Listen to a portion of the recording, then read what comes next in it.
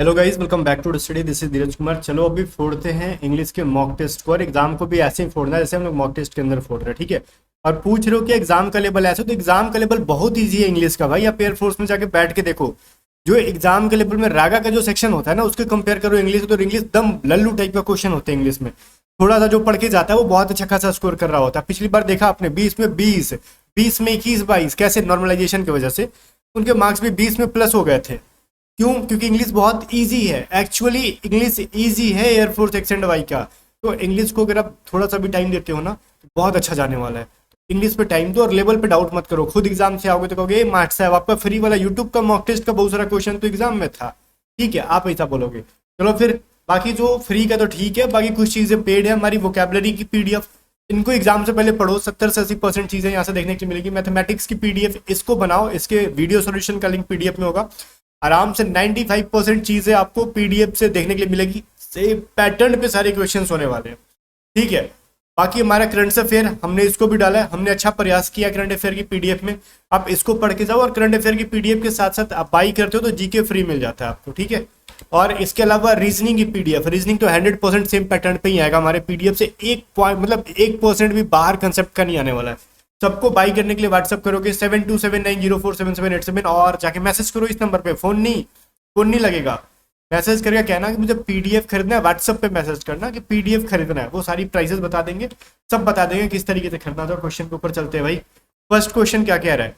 First question कह रहा है scrolling through my social media timeline, ठीक है, आई over a video of a minor road traffic accident. सुनो, इसका मतलब क्या होता है मैं समझाता हूँ। देखो, मान लेते ये आपका फोन है, इसमें आपने मान लो खोल दिया है नोटबुक वेबसाइट है जहाँ पे आप फ्रेंड वगैरह बनाते हो, ठीक है, चैटिंग करते हो। डमी मैंने नाम ले लिया। उस पर मान लो फेसबुक, चलो ना, फेसबुक है, इसके अलावा ट्विटर है, इसके अलावा यूट्यूब है।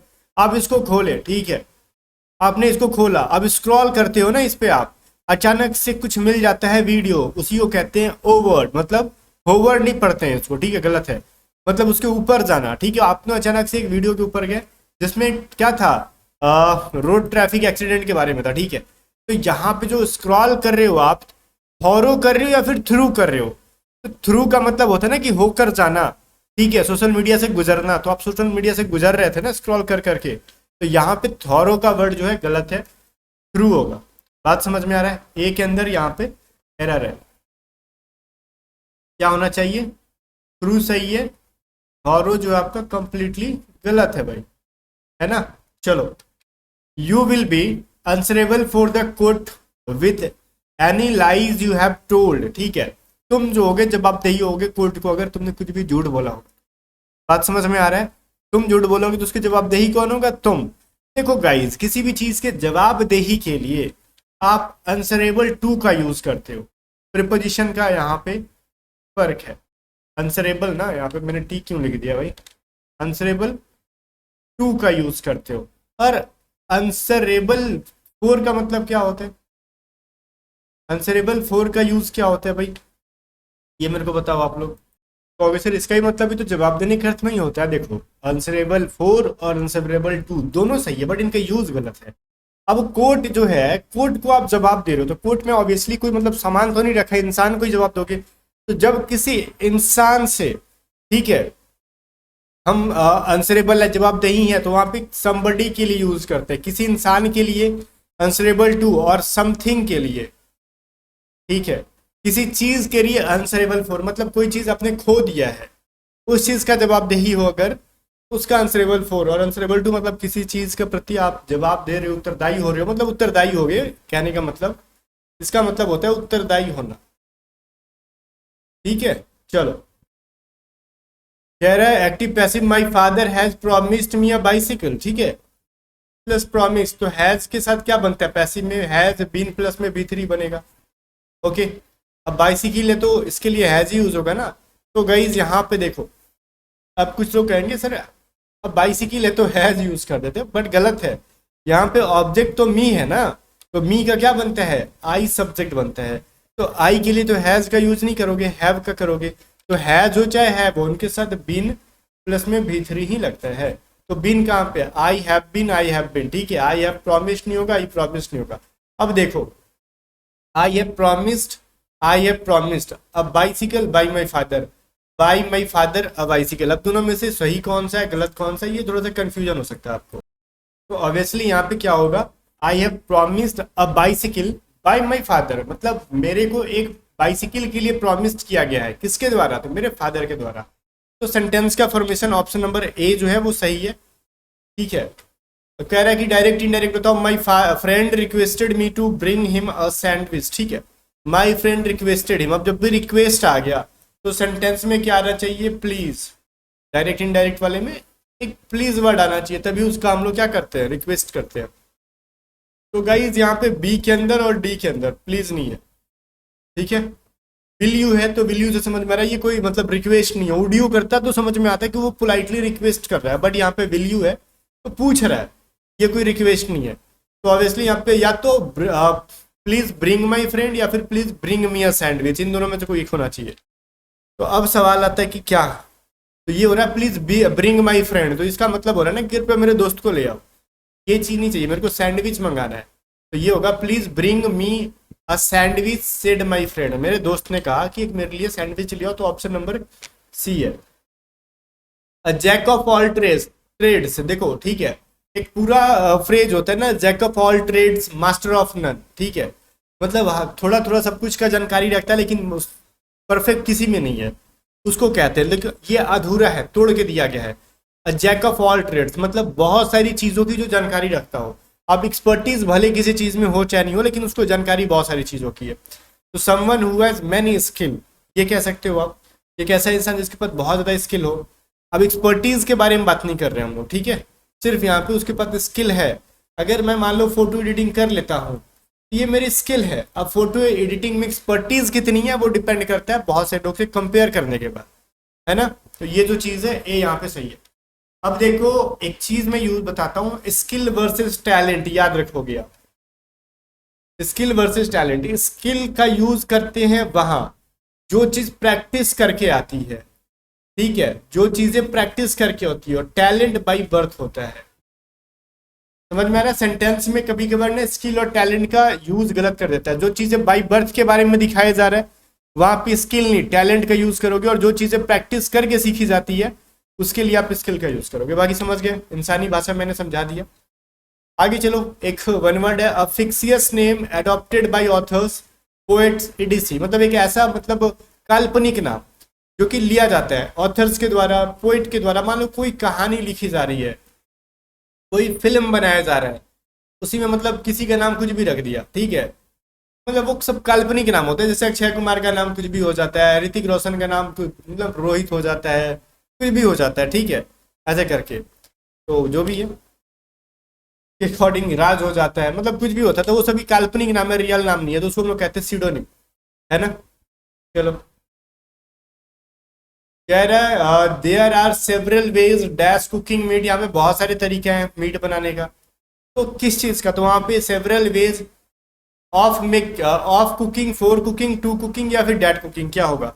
तो खाना बनाने का बहुत सारा तरीका है ना, तो का के लिए यूज क्या करते हैं, सी, वो ऑफ हो जाएगा।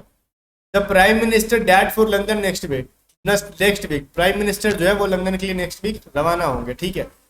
तो गाइस यहाँ पे नेक्स्ट वीक का भी रवाना होंगे ना, नेक्स्ट वीक से समझ में आ रहा है ये चीजें फ्यूचर में होने वाली है, पास्ट की चीजें नहीं है, अभी हो चुके भी। लिट देखो हैज क्या आता है ना, हैज प्लस V3 का मतलब होता है प्रेजेंट परफेक्ट, जिसको लिटिल पास्ट के भी नाम से जानते हैं।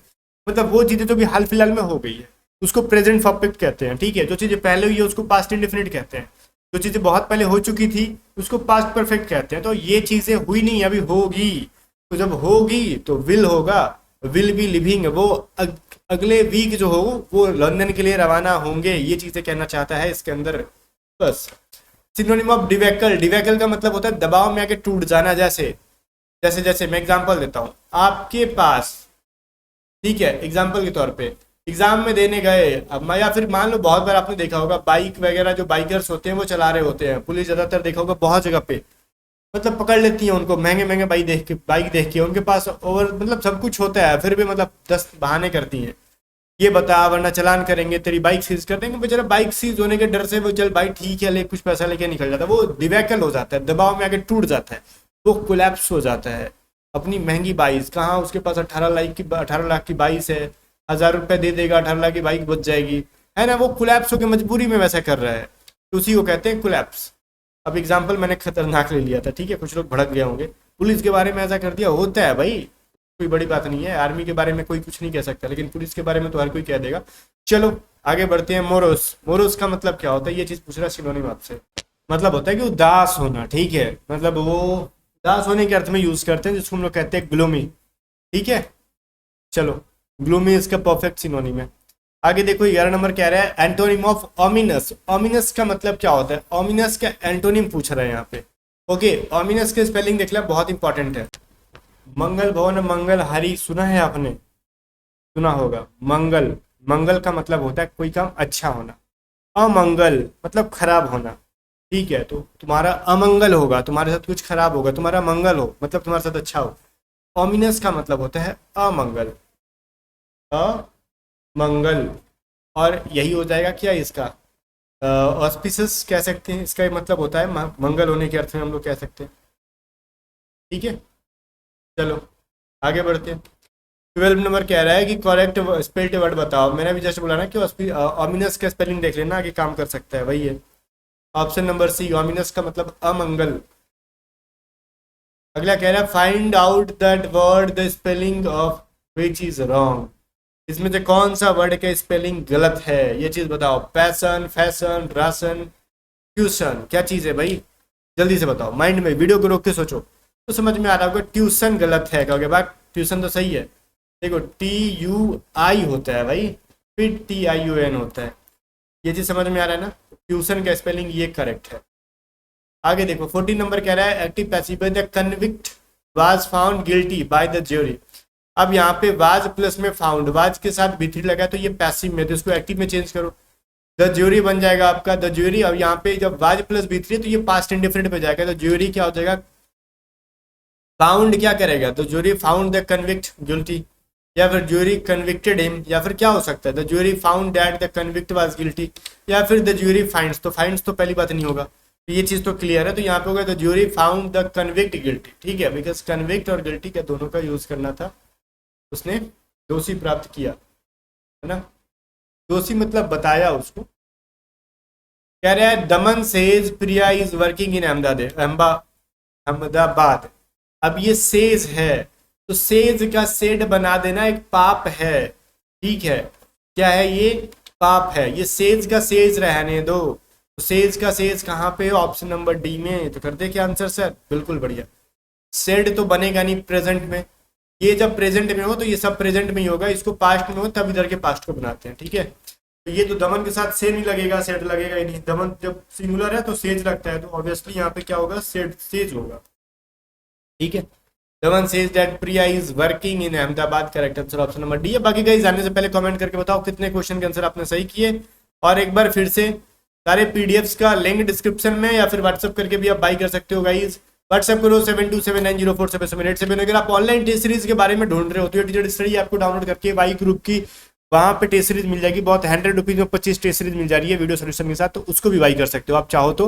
एडुकेटेड स्टडी ऐप का लिंक डिस्क्रिप्शन में। मिलते हैं नेक्स्ट वीडियो में, तब तक बाय बाय। वीडियो को लाइक करके शेयर कर दो और इस वीडियो को लाइक जरूर कर देना।